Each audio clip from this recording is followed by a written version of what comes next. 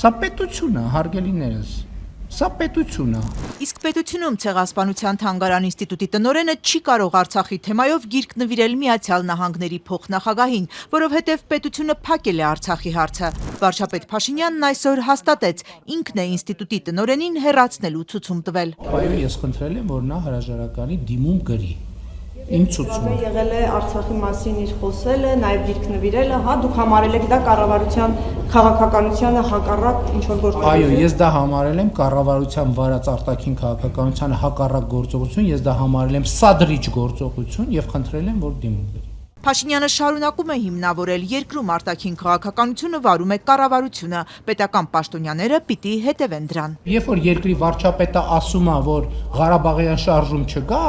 օտարերկրյա հյուրին Արցախյան հիմնահարց թեմայով գիրք նվիրել ինչ նշանակում։ Այս երկրում քանի հոգի կարա արտաքին քաղաքականություն վարի։ Ինչ գիրք է նվիրել Ցեղասպանության թանգարան ինստիտուտի արդեն նախկին տնօրենը Վեն Սամուսիններին։ Ազատությունը հենց այդ օրն էր տեսանյութ պատրաստել։ Այստեղ Էդիտա Գզոյանը պատմում է 5 գրքեր է նվիրել։ Դրանցից մեկը ամերիկյան մամուլի արձագանքն է հայերի դեմ ադրբեջանական ագրեսիայի վերաբերյալ 1905-1921 թվականներին։ Պատմական վկայությունների ժողովածու է, ոչ թե Արցախյան հիմնահարցի թեմայով գիրք։ Անդրկովկասում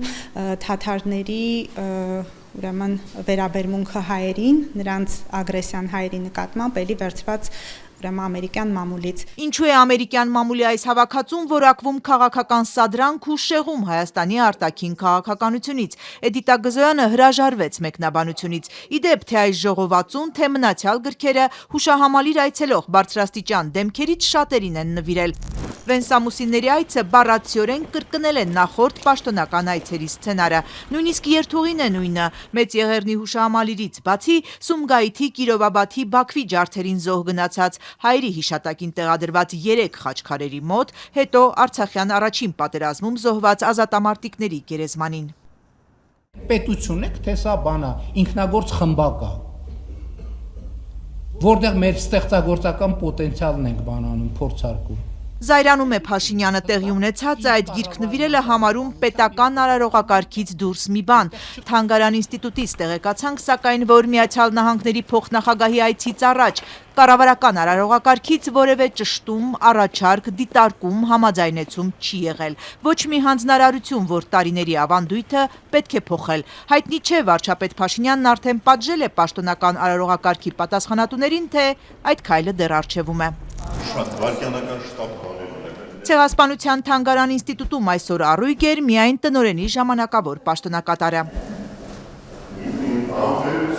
Դիվանագետ վարչապետ Փաշինյանի նախկին օգնական, նրա աշխատակազմի արտաքին կապերի վարչության նախկին պետ Հրաչյա Թաշչյանը արդեն զբաղեցնում է Էդիտա Գզոյանի աշխատասենյակը, բայց պաշտոնական նշանակումը վաղը կլինի։ Տեղյակ չեմ բացարձակապես չգիտեմ ինչի մասին է խոսքը գնում, ինչ գիրք է եւ սխալ կլինի ինձ հարցնել հիմա մեկնաբանություններ տվել հարցի վերաբերյալ։ Ես վաղը կանցնեմ աշխատանքի, երևի թե ավելի ձեզ հետ կզրուցեմ, հա։ Ասած բոլոր հարցերին կպատասխանի, երբ նշանակում լինի։ Միայն մի հարցի անմիջապես արձագանքեց. վարչապետի կողմից ճնշում չէ ակադեմիական հաստատության վրա։ Ոչ մի ճնշում տեղի չի ունենում, ակադեմիական աշխարհը, այսինքն այս հիմնարկը, այս հաստատությունը պետք է շարունակի իր աշխատանքը նույն հոնով, ինչով որ աշխատել է, որով որ աշխատել է։ Այստեղ Արցախի բաժին կա։ Այո, այսինքն բոլոր բաժինները շարունակում են իրենց աշխատանքը, բոլոր գիտնականները շարունակում են իրենց աշխատանքը։ Ես ասում եմ բոլորը։ Թանգարան ինստիտուտի բաժիններից մեկը կոչվում է Արցախի, Նախիջևանի եւ Ադրբեջանի հայաբնակ շրջաններում հայության բռնաճնշումների ուսումնասիրության բաժին։ Ազատությունն արդեն պատմել է, որ Էդիտա Գզոյանին պարտադրված հրաժարականից հետո Թանգարան ինստիտուտի ամբողջ անձնակազմը 74 հոգի վարչապետի ներդիմել այդ պարտադրանքը վերանայելու խնդրանքով։ Համարում են, որ Գզոյանը բարձրակարգ գիտնական է ու ինստիտուտին մեծ հաջողություններ է բերել։ Արտառոց է այն, որ կրթության նախարար Ժաննա Անդրեասյանը այս հաստատությունը կառավարող հոգաբարձուների խորհրդի անդամներին ու աշխատակիցներին տնօրենի ազատման բոլորովին այլ հիմնավորում էր ներկայացրել։ Դե մեզ ասում են, որ դա շինարարության հետ կապված խնդիր է, բայց միտսակ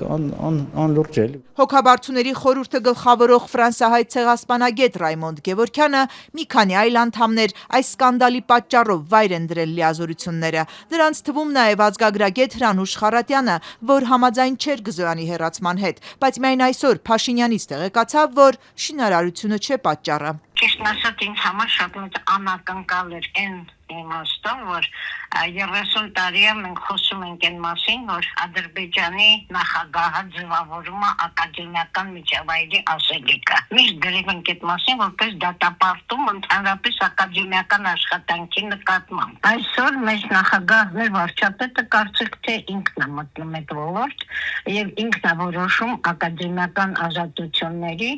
եւ գիտահետազոտական կենտրոնների ասելիքի եւ անելիքի շրջանը։ Ինչ տարօրինակ է, թե օրինակ այս 30 տարիներին արված աշխատանքները, հրատարակված գործերը ինչ են անելու։ Սրանք չեն համարվելու սադրիչ գործողություններ, թե մնալու են, այսինքն մենք 37 թիվ ենք վերադառնալու եւ հավաքելու են գրադարաններում արկա, այդ թվում նաեւ աշխարհի շատ տարբեր գրադարաններում արկա մեր հրատարակությունները, թե հիմա քաղաքական վեկտորին ընթացիկ գրվող գրականությունը դառնալու է առաջնային եւ ակադեմիական հետազոտողները դառնալու են կարևոր դեմքերը նրանք, ովքեր գրելու են ոչ սադրիչ պայմանական նյութեր։ Խարատյանի կարծիքով Փաշինյանի խոսքը սպառնալիք է ակադեմիական ազատությանը։ Հիշում է խորհրդային տարիներին Ադրբեջանի ճնշմամբ Հայաստանի Կոմկուսը գիտնականներին ստիպում էր ոչ թե միջնադար ուսումնասիրել, այլ դասակարգային պայքարը օրինակ։ Մենք վերադառնում ենք մի տխուր իրավիճակ, որը վաղուց արդեն հայտնի է իր երկրների եւ ժողովուրդների նկատմամբ սադրիչ գործողություններով։ Ըստ Խարատյանի սադրիչն այս արգելանքն է, ոչ թե գիրք նվիրելը։